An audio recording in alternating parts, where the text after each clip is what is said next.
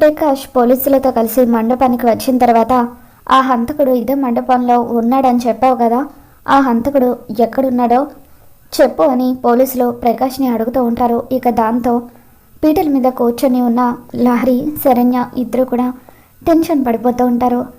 Lahari tension పడిపోతూ పైకి లేవబోయే టైంకి ఆ హంతకుడు ఇప్పటి వరకు ఇక్కడే ఉన్నాడు, కానీ ఇప్పుడే ఎక్కడికో వెళ్ళిపోయాడు అని పోలీసులకు చెబుతూ ఉంటే, ఏంటి పిచ్చి పిచ్చిగా ఉందా, ఇప్పటికిప్పుడు అతను తప్పించుకొని ఎలా వెళ్ళిపోతాడు, ఇతన్ని పోలీస్ స్టేషన్కి తీసుకెళ్ళి ఎంక్వైరీ చేయండి, అప్పుడు నిజాలేంటో బయటకు వస్తాయి అని చెప్పి ప్రకాష్ని స్టేషన్కి తీసుకెళ్ళమని సత్య చెబుతూ ఉంటాడు. ఇక దాంతో పోలీసులు ప్రకాష్ని లాక్కుపోతూ ఉంటారు.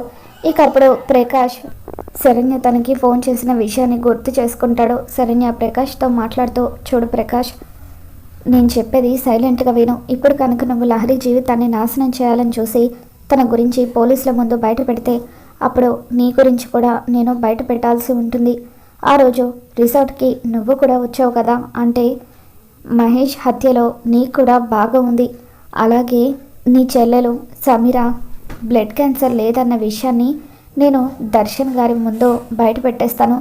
మీరిద్దరూ మాట్లాడుకుంటున్న వీడియో నా దగ్గర ఉంది అంటూ శరణ్య ఆ వీడియో గురించి ప్రకాష్కి చెప్పడంతో సమీర జీవితం నాశనం అవ్వకూడదు. ఇప్పుడు శరణ్య ఆ వీడియో గురించి బయట పెట్టకుండా ఉండాలంటే అప్పుడు నేను కూడా లహరి గురించి బయట పెట్టకపోవడమే కరెక్ట్. నా చెల్లెలి సంతోషం కంటే నాకు ఏది ముఖ్యం కాదు అనుకుని ప్రకాష్ లహరి గురించి నిజం చెప్పకుండా దాచిపెడతాడు. ఇక పోలీసులు ప్రకాష్ని పోలీస్ స్టేషన్కి తీసుకువెళ్ళి ఎంక్వైరీ చేస్తూ ఉంటారు. ఇక పోలీసులు అక్కడి నుండి వెళ్ళిపోయిన తర్వాత సత్య తల్లి వనజరావు ఆనంద గారు, జరిగిందేదో జరిగిపోయింది, ఇప్పటికే ఆలస్యం అవుతుంది, మనం పెళ్ళి జరిపించేద్దాం అని అంటూ ఉంటే అప్పుడు సత్య, సరే అమ్మా, వాడెవడో కావాలని అబద్ధాలు చెప్పి ఈ పెళ్ళిని చెడగొట్టాలని చూశాడు అనుకుంటా. నా వల్ల కూడా ఈ పెళ్ళి డిస్టర్బ్ అయినందుకు అందరికీ నేను సారీ చెప్తున్నాను అని సత్య లహరి మెడలో 3 ముళ్ళు వేసేస్తూ ఉంటాడు.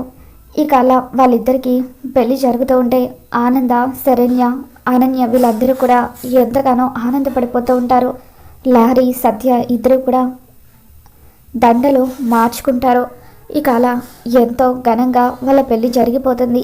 ఇదంతా చూస్తున్న అనన్య, నేనొకటి అనుకుంటే ఇక్కడ ఇంకోటి జరిగింది, ఎలాగైనా సరే ఈ పెళ్ళి ఆపేసి ఆ ఆనంద భైరవి మీద పగ తీర్చుకుందామని అనుకున్నాను, కానీ ఇలా జరిగిందేంటి, లాస్ట్ మినిట్లో ఎందుకు ఆ ప్రకాష్ గాడు నిజం బయట పెట్టకుండా వెళ్ళిపోయాడు అని అనన్య ఆలోచిస్తూ ఉంటుంది. సత్య లహరి మెడలో తాళి కట్టిన తర్వాత ఇద్దరు ఒకరి తల మీద మరొకరు తలంబ్రాలు పోసుకుంటూ ఉంటారు. ఇక వాళ్ళు ఎంతో సంతోషంగా ఉంటారు. పెళ్లి తంతు మొత్తం కూడా పూర్తయిన తర్వాత అప్పగింతల కార్యక్రమం జరుగుతూ ఉంటుంది. లహరి శరణ్యను పక్కకు తీసుకుని వెళ్ళి శరణ్యను హక్ చేసుకుని, వదిన, ఈరోజు నేను ఇంత సంతోషంగా పెళ్లి చేసుకున్నానంటే దానికి కారణం నువ్వే. నువ్వు చివరి నిమిషంలో ఏం చేసావో తెలియదు, కానీ ఆ ప్రకాష్ గాడు నీ వల్లే ఈరోజు నా గురించి నిజం బయట పెట్టకుండా వెళ్ళిపోయాడు అని చెప్పి, థ్యాంక్ యూ వదిన, థ్యాంక్ యూ సో మచ్, నువ్వు నాకు వదినవి కాదు అక్కతో సమానం అని చెప్పి లహరి ఎంతగానో ఎమోషనల్ అవుతూ ఉంటుంది. లహరి, ఇప్పుడు మాత్రమే కాదు, ఇక మీదట ఎప్పుడూ కూడా నీకు ఎటువంటి ఇబ్బంది కలగకుండా చూసుకునే బాధ్యత నాది. అక్కడ అత్తింట్లో కూడా నువ్వు సత్యతో కలిసి సంతోషంగా ఉండాలి. పొరపాటున కూడా మహేష్ నీకు తెలుసన్న విషయం ఎప్పుడూ కూడా సత్యం ముందు నోరు జారొద్దు, నీకు తెలియనట్టుగానే ఉండు, మిగతాదంతా నేను చూసుకుంటాను అని చెప్పి శరణ్య లహరికి చెబుతూ ఉంటుంది. ఇక ఆ తర్వాత ఆనంద కూడా లహరిని పట్టుకొని ఎంతగానో ఎమోషనల్ అవుతూ ఉంటుంది. లీలావతి కూడా లహరిని పట్టుకొని ఏడుస్తూ, ఒకవైపు నీకు పెళ్ళైందని ఆనందం, మరోవైపు నువ్వు మమ్మల్ని విడిచి వెళ్ళిపోతున్నావని బాధ, రెండు కలిసి ఏ విధంగా చెప్పాలో కూడా నాకు తెలియడం లేదు అని లీలావతి చిన్నప్పటి నుండి మా లహరిని అల్లారు ముద్దుగా మేమంతా కూడా పెంచుకున్నాము, అటువంటి లహరిని మీ చేతిలో పెడుతున్నాము, తనని జాగ్రత్తగా చూసుకోండి బాబు అని చెప్పి లీలావతి సత్యకు చెప్తూ ఉంటే, మీరేం కంగారు పడకండి, ఇకపై లహరి బాధ్యత నాది, తనను మీరు ఎంత బాగా చూసుకున్నారో అంతకంటే బాగా నేను చూసుకుంటాను అని చెప్పి సత్య వాళ్ళందరికీ చెప్తూ ఉంటాడు. ఇక ఆ విధంగా లహరి పెళ్ళైపోయి తను అత్తగారింటికి వెళ్ళిపోతుంది.